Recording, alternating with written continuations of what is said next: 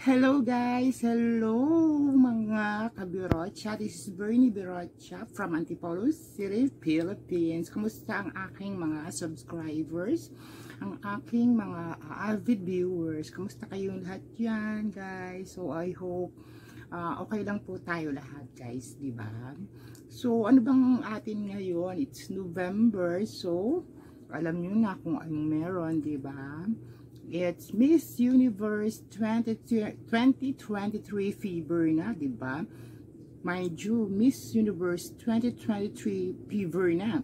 So, ibig sabihin, itong months na to ay Miss Universe fever na, di ba? So, huwag natin kakalimutan ang ating pambato.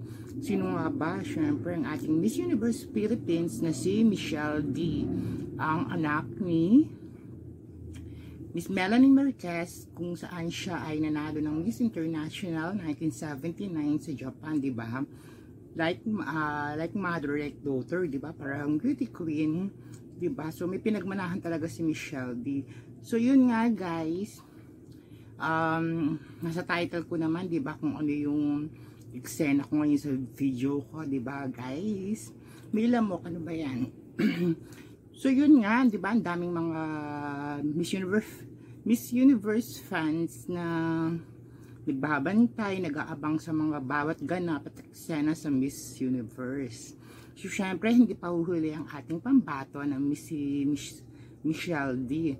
So binantayan ko siya from day 1 to day 10 na nagpunta siya sa El Salvador kung saan gaganapin ang Miss Universe 2023.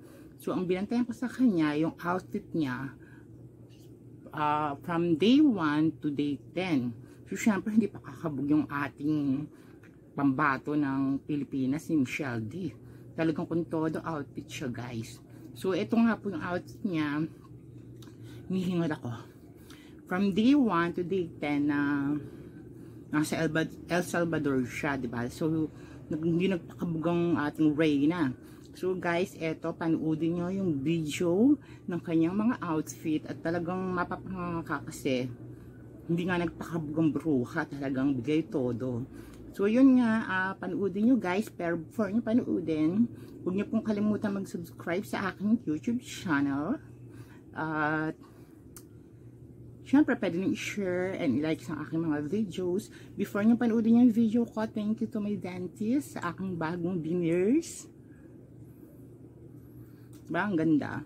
So, yun nga guys. Ito na, huwag na magpaligoy-ligoy na. Ito na po yung videos. Iboto po natin si Michelle D sa website ng Miss Universe para maging #1 siya. So, ito na yung videos guys. Enjoy watching and good luck Miss Michelle D Philippines.